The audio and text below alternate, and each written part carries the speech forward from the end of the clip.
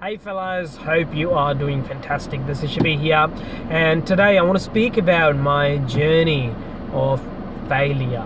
So a lot of people, when they see me today, they ask me, Shabi, wow, you've done a lot, and you've been very lucky, and I think that's why you've been able to do what you've been able to do. But the true story is something else. The reality is that if I've been able to do something, it's only because I failed a lot of times.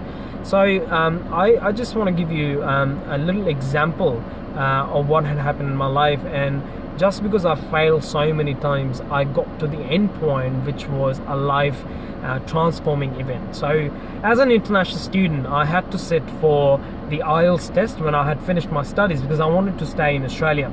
And in order to get the permanent residency of Australia, I had to sit for IELTS, and most of the students have to sit for this, and I think you probably have to sit for the test as well. Long story cut short, I had to score 8, and when I went for my first attempt, I got 6.5, and that's far from 8. Now, I could have taken this as a belief that, hey, I've got 6.5, it's far from 8, forget about it, I can't do it, I'm probably 7 or something. But I had a deep belief in myself that, hey, you know what, I deserve 8. I closed all my other options. I said, no, I don't want to do this, I don't want to do this. No, this is the way. This sounds a little bit tough, but it is not impossible. And I think if I don't give up, I can stick to it and I can do it.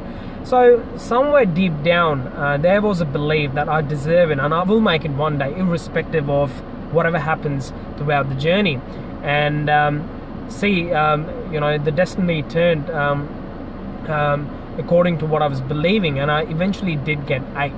Now, that's what most of the people know, that Shabi scored 8.5 in IELTS, but the reality is that I had to sit for 6 attempts. Yes, I failed 5 times, and it was the 6th time when I actually got my 8 in IELTS. But every time I failed, I learned from it. I saw, okay, this is probably the things I need to work on. I was consistent, I didn't give up, but I just took it as a learning experience. I never got disappointed every time I was feeling. Probably it is weird. I was like, why I'm not disappointed? I should be disappointed. But I think that belief deep down was so strong that I knew, okay, whatever happens, but eventually I'm gonna get it. So, and that has been a belief in some of the other things I do and I want to do. And what really happens is, what I've observed is that, yes, I fail probably every single day in so many things, but just because the belief is so strong, the faith is so strong, I eventually get there. And it's not just me, all the successful people I've studied so far, it's the same with them. I have interviewed and I've asked quite a few questions to the top-notch entrepreneurs in Australia, and that's what they say. It's not always about the skills, it's not always about the knowledge, it's the belief, the result, what you really want to see in reality starts within you. So coming back to the main point of failing is a very good thing, because it teaches you that what you need to do to get to where you want to be. Success is great, but it's not really gonna teach you a lot. What is really going to teach you is failure. So if you're not failing enough, it's probably you're not doing enough. So my biggest encouragement is to start seeing failures as something positive.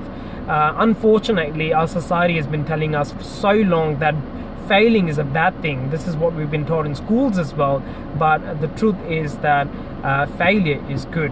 And the quicker we start accepting this and we start learning from that, transformation will happen. So thanks guys for connecting with me today. This is Shabi here from Sydney. Beautiful Sunday morning, and I will be connecting with you soon. Thanks, bye.